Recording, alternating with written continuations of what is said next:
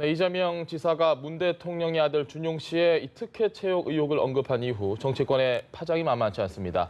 논란이 커지자 이 지사 측은 확대 해석을 경계했지만 야당은 반문 선언이라며 공세를 강화했습니다. 네, 이런 논란 속에 여당 내 이 지사의 탈당을 주장하는 목소리도 점점 더 커지고 있지만 이해찬 대표는 침묵하고 있습니다.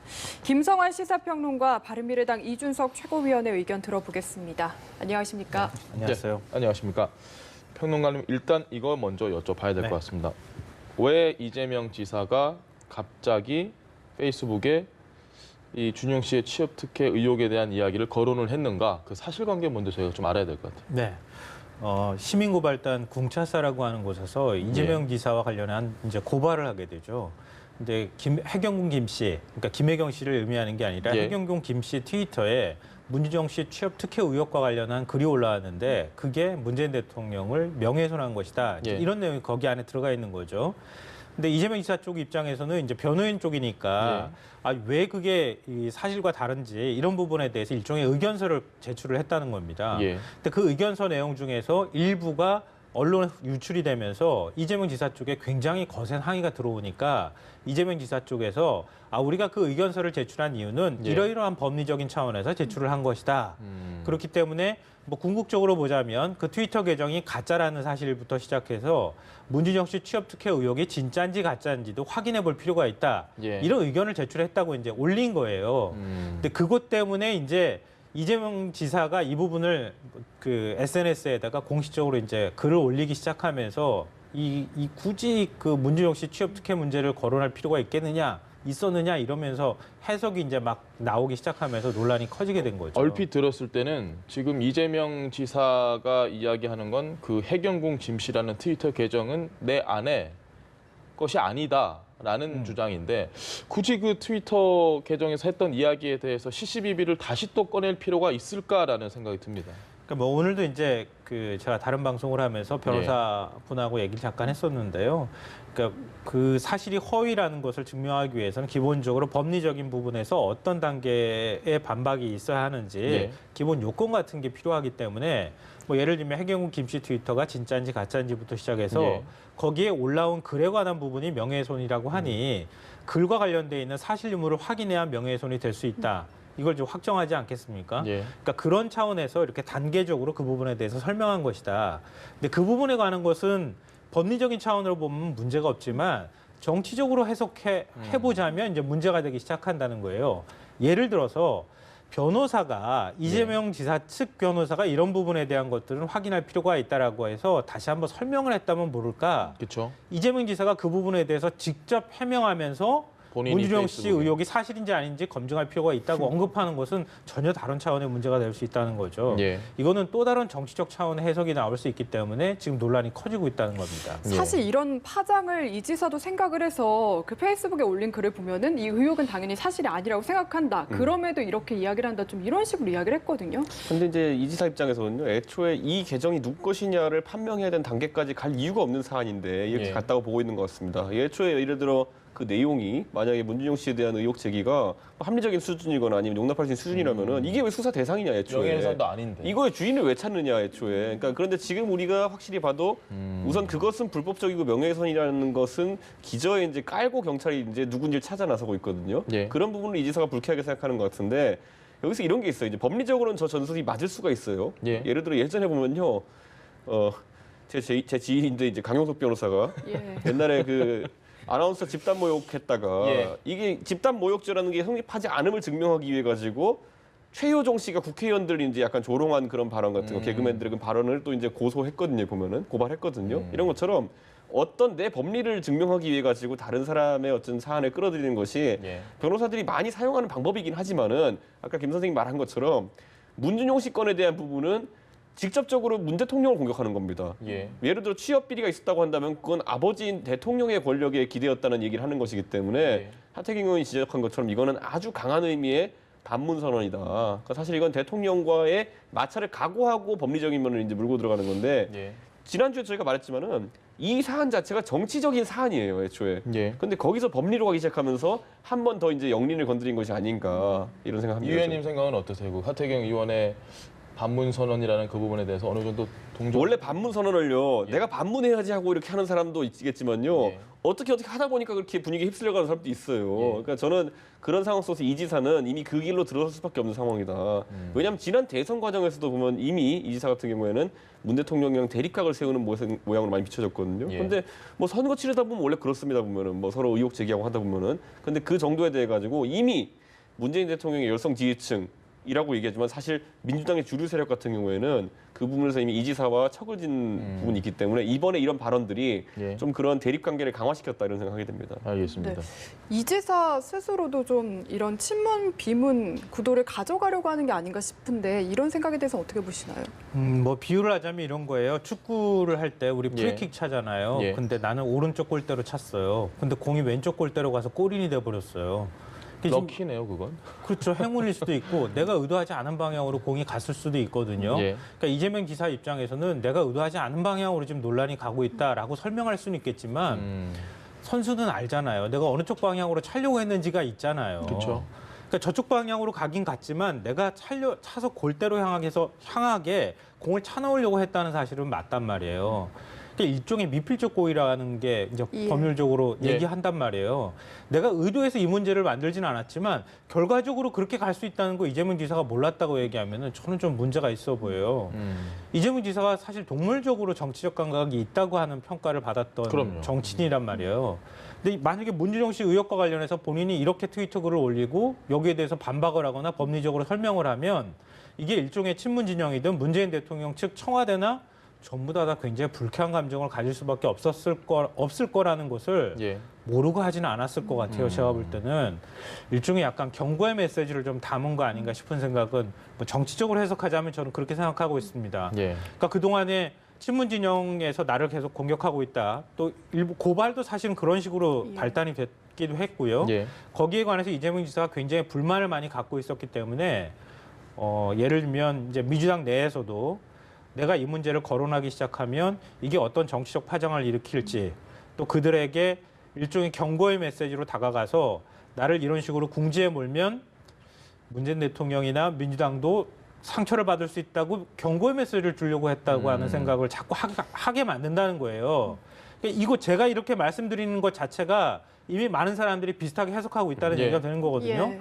그러니까 이 지사가 이걸 모르고 이런 논란을 불을 지폈다고 하면은 제가 볼 때는 이제 무책임한 거 아닌가 싶어요. 저는 두 가지가 이제 있다 보는 게요. 예. 이 이사 입장에서는 어쨌든 이번 판은 내가 정치적으로 죽는 판이다라고 이제 판단한 것 같아요. 그런데 이 상황에서 누구랑 어떻게 다투다가 어떤 모양새로 장렬하게 전사하느냐도 굉장히 중요한 거거든요. 예. 근데 초기에 보면 이 지사가요, 법리적인 부분을 굉장히 다투면서 뭐 경찰, 검찰과의 뭐 경찰이 무슨 뭐 권력의 신여가 되는 이런 투로 이야기하면서 경찰, 검찰과 다투는 모습을 많이 보였어요. 예. 그런데 이번에는 대통령의 아들을 언급하고 결국에는 정치 세력, 배후 같은 것들을 이제 상정하기 시작하면서 친문 반문 대결 구도 하에서 난 희생자가 되겠다라는 구도를 잡은 것 같아요. 예. 근데 이게 사실 정치인의 입장에서 봤을 때는 처음에는 변호사 입장이었고요. 예. 지금 정치인의 입장에 봤을 때는 나쁘지 않은 선택입니다. 네, 왜냐하면 지금 상황에서 어차피 어느 정도 본인이 내상을 감수해야 한다면은 정치적 희생양이 되는 것이 굉장히 중요하다 보는 것 같아요. 그러다 예. 보니까 이런 확전을 좀 하고 있는 것 같다. 그리고 메시지들 종합해보면 뭐 민주당원 영원한 민주당원이다 뭐 이런 말까지 하면서 예. 결국 다른 사람들한테 각각 다른 메시지들을 보내고 있거든요. 보면은. 그러니까 저는 그게 가지는 의미는 이 지사도 지금 굉장히 고차방정식에 풀고 있는 것이고 이 안에서 이 지사는 본인이 지키고 싶은 최소한의 승리 요건이 무엇이냐면은 예. 정치적 희생양으로 분류가 되고 첫째로는 그게 잡범이 되지 않는 겁니다. 예. 두 번째로는 이 과정 속에서 도지사직은 유지해야 됩니다. 네, 그러니까 이 두 가지를 병행해서 지금 전략을 펼치고 있는 겁니다. 지금. 알겠습니다. 근데 자기가 살기 위해서 나 혼자만 멀쩡하게 살아남아 가고 나머지 내 전우들은 다 상처 있고 총상 있고 이렇게 하면 되는 건가요? 예. 원래 전우가 그렇지 없는 분이에요, 않다는 이분이. 그러니까 아무리 내가 산다 하더라도 예. 나와 같은 동지들, 나와 같은 전우들이 상처 안 입게 하면서 가야 그래야 내가 나중에 이기더라도 그 영광스러운 어떤 승리를 안게 되는 거잖아요. 예. 근데 지금 이 지사는 물론 자기를 향해서 자꾸 누가 총을 쏘고 있고 나를 공격하고 있기 때문에 내가 살기 위해서는 이렇게 할 수밖에 없다라고 하는 논리를 얘기할 수는 있겠지만 이 룰도 없이 막 이렇게 싸우기 시작하면 나중에 가서는 진짜 이 지사도 상처 있고 주변 사람들 다 상처 입어서 다 전사할 수도 있다는 거예요. 알겠습니다. 아니죠. 좀 이 이사 룰을 갖고 입장에서는 싸워야 돼, 룰을 이 이사 갖고. 입장에서는 지금 지사직을 유지하면서 그리고 뭐 이번 상황에서 대통령과의 대립 구도를 어느 정도 국민들에 각인시킨다고 한다면은 차후에 나중에 만약에 이번 정부가 뭐 경제 정책의 실패나 이런 것들 등 비판받을 때 대안색을 본인이 올라설 수 있다는 판단을 하는 거고 그 작전을 지금 가는 거라 저 봅니다 지금. 그 평론가께서 말씀하신 너무 문제. 아니 물론 자기 혼자 살기 위해서 그렇게 할 수는 아니 제가 있죠. 이게 이지사가 지금 여기서 아까 제가 표현했지만은 정치적으로 완벽하게 살아나가지 아무 일 없었던 것 같이 가는 방법은 없습니다. 제가 봤을 때는. 그런데 어차피 정치적으로 죽는다는 표현은 어느 정도 이제 소강기를 겪는 기간이 올 텐데 그 기간을 버틸 때 가장 좋은 모양새는 어쨌든 정치적 탄압을 받아가지고 도정에 전념하는 모습으로 이제 전환하는 모습. 이게 아마 이 지사가 꿈꾸는 그나마 나은 연착륙 대책일 겁니다. 그러니까 탄압받는 건 이미 뭐 지금 본인 스스로가 얘기하고 있으니까요. 그 부분이 이제 자기의 어떤 위기 극복 수단으로서 지금 탄압받는다고 얘기할 수도 있고 진짜 탄압받을 수도 있고요. 사실은 우리가 알 수 있는 방법은 없으니까 그럴 수는 있겠지만 이 지사 혼자 살아남는 방법만 선택하게 되면은 그러면은 진짜 그야말로 아무것도 없는 승리가 될 수밖에 없어요. 그러면 자진 탈당을 지금쯤에선 해야 된다고 보시는 건가요? 그러니까 순망치안이라고 이 지사는 지금 그것도 선택하면 안 돼요. 사실은 바람막이가 있어야 되잖아요. 지금 만약에 이 상태에서 민주당 당원 자격도 없어지고 민주당 소속 경기도지사라는 그 자리까지 다 지금 내놓는다. 꼭 한번 가정을 해보세요. 아무리 본인이 뭐 탄압받는다 그래도 아무도 귀 기울여주지 않아요. 그러니까 결국 보호할 수 있는 자기를 막아줄 수 있는 바람막이도 있고 이해찬 대표라도 좀 그 앞에서 막아줘야지 되는 거지. 그거 다 없애고 난 다음에 나가면 안 되는 건데. 그러니까 제가 앞서 말씀드렸던 것처럼 최소한 바람막이는 세워두고 그래도 누군가가 와가지고 이 지사 옆에서 지켜줄 만한 동지는 좀 남겨둬야. 그래야 자기가 앞으로 싸우더라도 좀 그게 유리한 국면으로 싸울 수 있는 것이지 자기 동지들한테까지 다 전부 다 막 이 지금 상처 입히고 난 다음에 나 혼자만 살겠다 그러면 이거 안 된다는 거예요. 제가 그래서 결론을 하나 정리하자면요. 그때 그 아나운서 집단 모욕 관련 소송에서 강윤석 변호사가 무죄 받았습니다. 깔끔한 결론. 뭐 그런 거를 원하고 있을 겁니다. 지금. 알겠습니다. 지금 말씀하셨던 그 전후가 될지 어떨지 모르겠는데 민주당 내부 분위기를 간단하게 표현하면 부글부글 지금 끓고 있다 정도로 표현할 수 있을 것 같아요. 홍영표 원내대표가 오늘 아침에 한 이야기가 있습니다. 한번 듣고 오시죠. 저는 이 문제는 이미 또 법원에서 판결까지 있었습니다. 그 사이에. 그렇기 때문에 이 문제에 대해서 거론하는 거는 내가 볼 때 납득하기 힘들다. 그 얘기를 하는 거예요. 네. 내부에서도 지금 탈당 얘기가 스멀스멀 아주 강하게 나오고 있습니다. 분명히. 그렇죠. 민주당으로서도 뭔가 선택을 해야 될 것 같기도 하고요. 의외로 가기는 어려울 것 같은데. 의외로 국회의원은 이제 출당 제명시키기가 어려운데요. 보통 그 지사 같은 경우에는 그냥 결정만 하면 됩니다. 당에서 최고위에서 의결만 하면 되는데 윤리위에서 갔다가 최고위에서 의결만 하면 되는데 하지만 아까 김 선생님 말한 것처럼 이거 대단한 파장입니다. 왜냐하면 이렇게 되면 지난 대선 경선이 어떻게 되는 겁니까? 한 명은 성추문으로 얼룩져 있었던 분이었고 한 분은 또 이렇게 개인사로 이렇게 또 꼬인 분이었다는 건데 그럼 민주당의 어쨌든 대한 국민들의 신뢰 자체가 이제 어느 정도 무너질 수 있는 부분이 있거든요. 그런데 저는 그 측면에서 민주당도 지금 홍영표 원내대표가 경고성의 발언을 지금 하긴 했지만은 단기간 내에 제명으로 가기는 어려울 것이다. 좀 이런 생각하게 됩니다. 부담스러운 상황인 건 분명하죠, 민주당. 그렇죠. 뭐 갑자기 오늘 저녁에 갑자기 이 지사가 나와가지고 또 다른 얘기하면 모르겠지만은 지금 상황 정도는 아마 경고 정도로 이제 그 가능성이 높다 이런 생각을 하게 됩니다. 네, 이게 이 지사 질문을 이해찬 대표한테 드렸더니 이 지사 패북 내용을 잘 모른다 이렇게도 답변을 하던데 지금 이해찬 대표가 뭔가 대하는 태도라든가 입장을 내놓는 태도에 대해서는 좀 어떻게 평가하십니까? 근데 뭐 큰 틀 안에서 보면은 이재명 지사도 사실은 당의 자산이죠. 자산이기 때문에 언젠가 또 대선 출마를 할 수도 있을 거고 당내 경선이 또 붙을 수 있는 뭐 나름 밑바닥부터 시작해가지고 진짜 흙수저도 아니고 무수저에서 시작해서 지금까지 자리에 올라온 인물 아닙니까? 그리고 한때는 사이다라고 불렸던 정치인이기도 했고요. 그러니까 그런 당의 자산을 자꾸 버리는 쪽으로 가게 되면 진짜 나중에 가서 민주당에 아무도 안 남는 상황이 올 수도 있어요. 그런 자산을 버려서는 안 되겠다고 하는 의무감도 있을 것 같고요. 물론 이재명 지사하고 어느 정도 공동으로 보조를 맞춘 측면도 저는 있을 거라고 생각합니다. 근데 지금 이제 민주당의 진짜 걱정은요. 제가 볼 때는 이재명 지사는 뭐든 할 수 있다고 생각하는 공포감, 두려움 이런 게 생기기 시작했던 거 아닌가 싶어요. 그러니까 예를 들면 이런 거죠. 나와 관련돼 있는 개인사와 관련해서 검찰 기소 단계까지 지금 와버린 상황이고 이렇게까지 국민적인 어떤 지탄이나 아니면 또 찬반 논란이 불러일으켜진다 그러면은 당에 누가 되는 차원에서라도 제가 좀 빠지면 안 되겠습니까?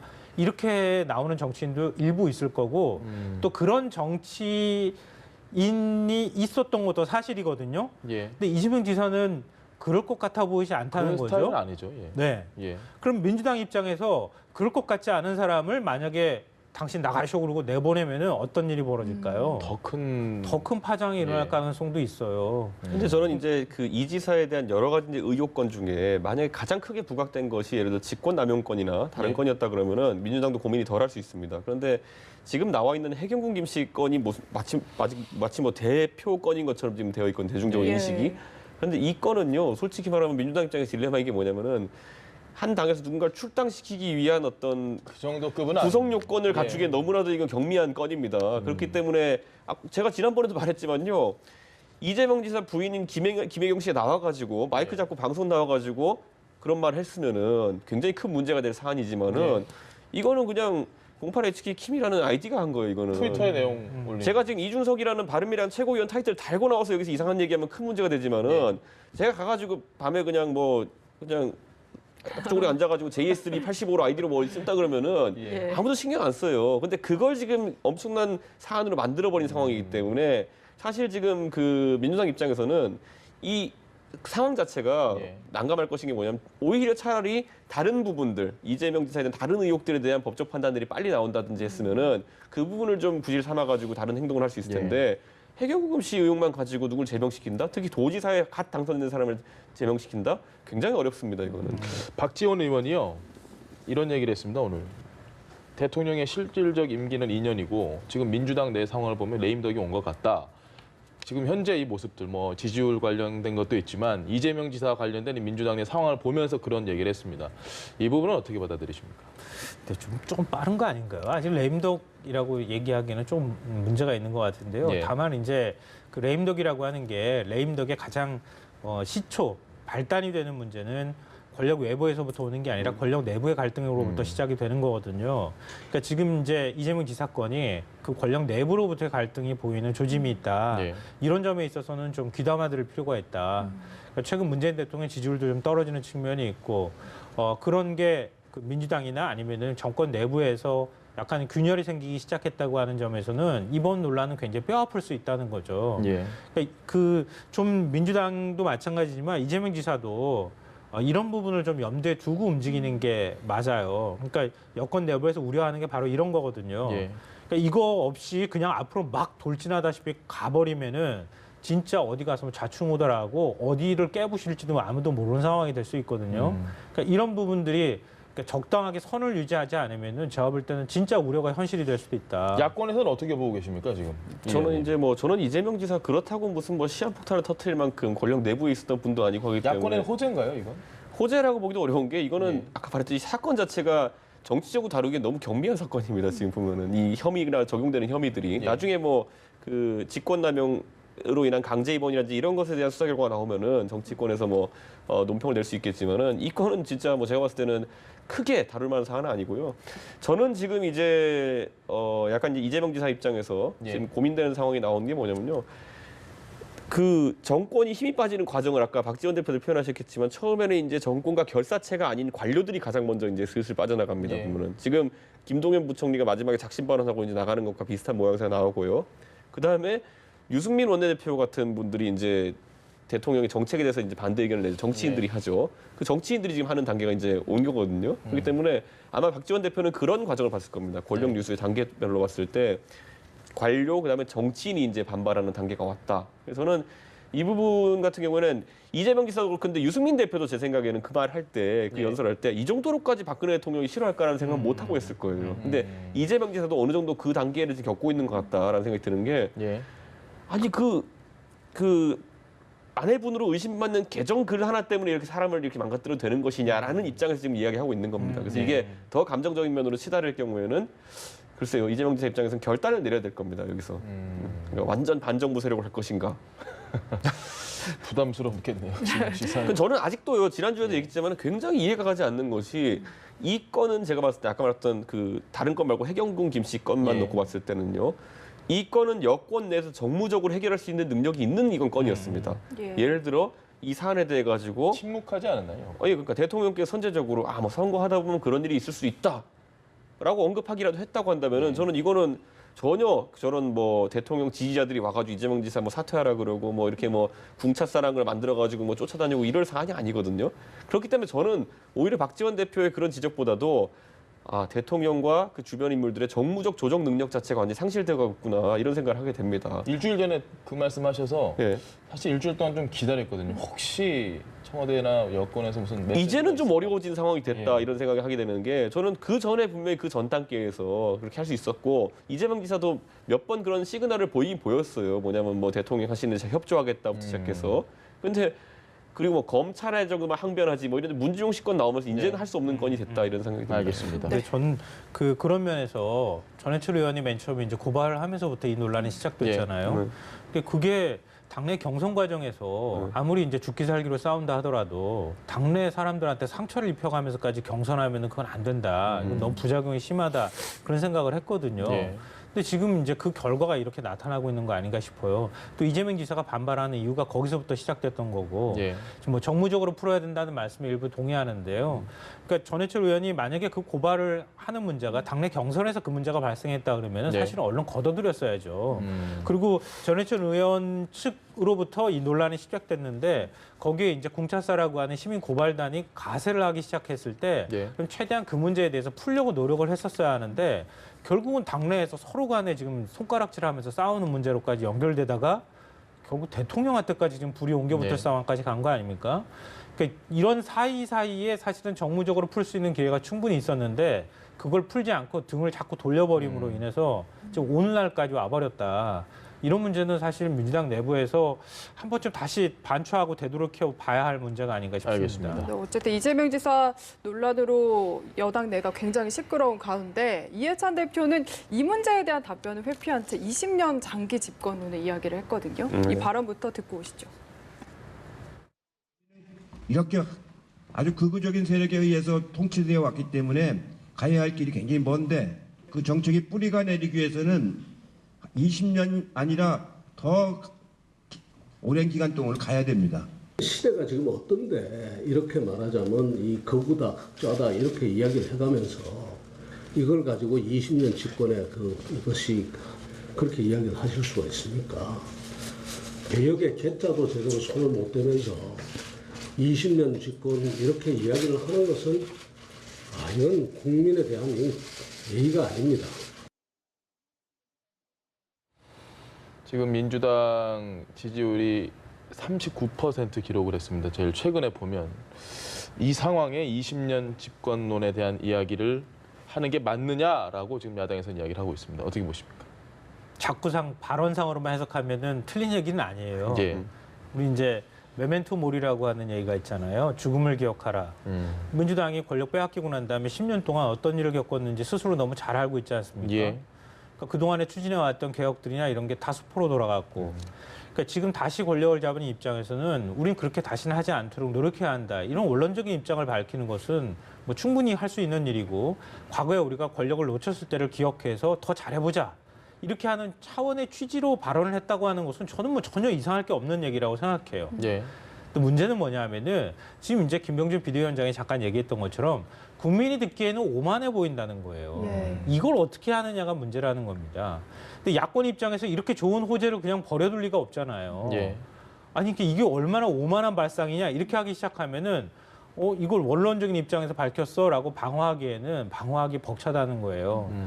여기에 이제 문제의 핵심이 있는 거 아닌가 싶습니다. 그러니까 지금 여권 입장에서 어찌 보면 과거에는 이제 그 엘리트 정치를 해오고 예. 일종의 직업 정치가들이 정치를 하는 시대였단 말이에요. 근데 지금은 SNS부터 시작해서 소통이나 사람들 국민의 의견이 너무너무 활발하게 예. 쏟아지는 시대예요. 대중정치 시대에 와버렸단 말이에요. 네. 국민들이 언제든 기존의 오만한 권력을 심판할 수 있는 시대가 왔다. 그럼요.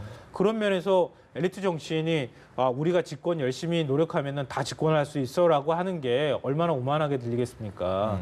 그런 면에서 좀 경계해야 될 발언인데 당원 모임에서 아니면 소수 사람이 모여 있는 자리에서 우리 이렇게 잘해봅시다 이렇게 얘기한 게 아니라 예. 카메라가 있는 자리에서 저렇게 얘기해 버리면은 국민들 입장에서는 상당히 좀 불편하게 들릴 수밖에 없을 것 같습니다. 제가 옛날에 새누리당에 있을 때 그 2016년 선거 앞두고 뭐 180석 이런 얘기 할 때 보면 다 알만한 사람들이 뭐가 씌었나 이런 생각을 했거든요. 보면은 가는 데마다 그 얘기를 하고 다녀가지고 그게 이제 뭐 밴드웨건 효과라고 해가지고 한번 이제 확 분위기를 밀어보자라는 그런 느낌의 이야기였는지는 모르겠지만은 저는 이해찬 대표의 저런 발언 같은 경우에는 상황과도 맞지 않다. 이제 우리가 이제 보통 생각해봤을 때요, 이게 그 패 맞추는 게임으로 비교하자면요, 두 가지 정당이 살아날 수 있는 방법이 있어요. 첫째로는 지지율이 높아가지고 이걸 바탕으로 집권하는 경우가 있고, 두 번째로는 왕카드가 제일 좋은 경우, 그러니까 대선 주자가 굉장히 좋은 주자가 살아있는 경우에 이 정당은 살아있다고 우리가 볼 수 있는 거죠.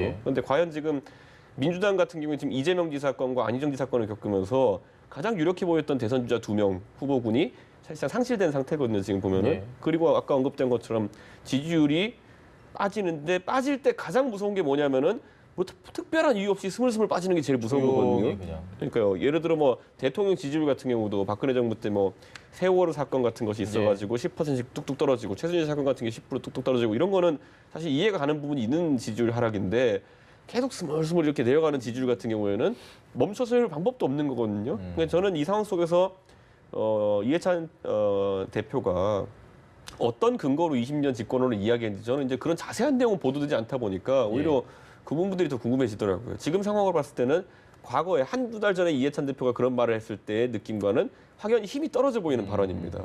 알겠습니다. 지지율 얘기를 좀 더 해보자면요. 이게 40%가 깨졌는데 주 지지층인 20, 30대가 많이 떨어졌어요. 이 부분이 좀 뼈아프지 않을까 싶은데. 대만 선거에서도 마찬가지였잖아요. 대만 선거에서도 20대 반란이 시작됐다 뭐 이렇게도 표현하는데요. 사실 지금 일자리 문제나 이런 것들이 굉장히 심각하죠. 그러니까 우리가 지금 생각하는 것하고 다르게 젊은 층에서 받아들이고 있는 일자리 문제나 경제 문제는 또 다른 차원의 문제란 말이에요. 그러니까 자기 일자리가 없다는 것은 자기가 앞으로 살아가야 될 삶의 터전 자체를 만들지 못한다는 얘기가 되기 때문에 굉장히 심각한 문제로 받아들일 수밖에 없을 거다.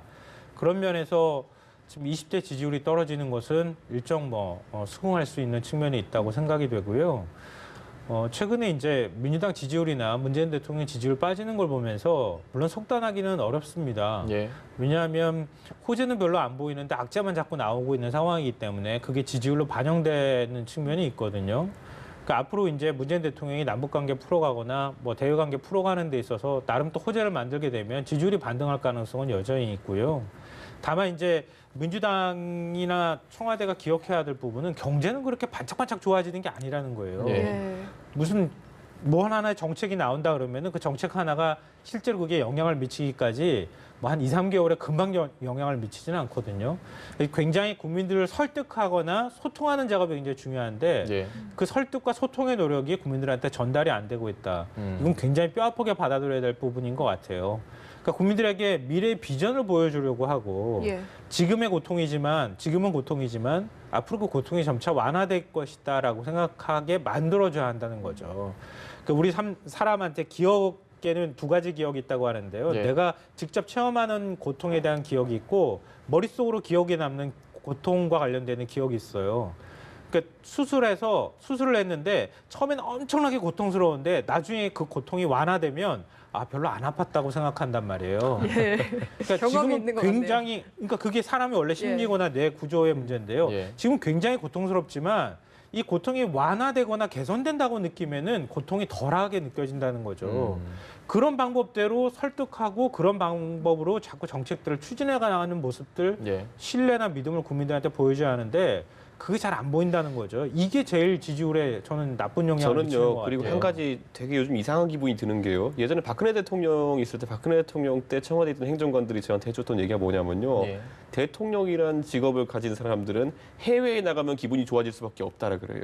그 말이 뭐냐면은 해외에 가면은 원래 저녁 시간에 자기 전에 TV 뉴스도 보고 이런 비평가들의 얘기도 듣고 이런 게 대통령의 일상인데 해외에 가면 우선 그게 차단되거든요, 보면은. 그 과정에서 의전은 이제 국가 원수에 맞는 의전을 받게 되고 그런 상황 속에서 박근혜 대통령이 어느 순간부터 해외에 나가는 걸 굉장히 선호하는 그런 상황들이 있었다고 해요, 보면은. 반대로 국내로 불편했다는 얘기네요. 국내에 있으면 왜냐면은 아무리 참모들이 뭐 기분을 좋게 해주려고 해도 가가지고 자려고 누웠는데 TV 틀어보니까 나와가지고 정책 비판하는 사람도 있고 이러다 보면은 이 마음이 달라지게 돼 있거든요. 근데 최근에 보면요, 대통령께서 굉장히 해외 행보가 많으십니다. 보면은 지금 그런 현상을 보면서 과연 대통령께서 국내 현안에 대해 가지고 과거에 그랬던 것처럼 파악을 잘하고 계신가 이런 것도 의문인 것이 최근에 경제 상황에 대해 가지고 어떤 언급을 한번 하셨냐면은 조선과 자동차가 살아나고 있다는 표현을 이제 하셨거든요. 근데 저도 이제 현장 최고위 한다고 울산 갔다고 오늘 또 전주 갔다 왔는데 전혀 지역에서 진짜 그런 공장이 있는 곳들에서는 그런 생각 안 하고 있습니다. 예를 들어 수주량이라는 게 늘었다 뿐이지 과거에 비하면 20분의 1 수준이다.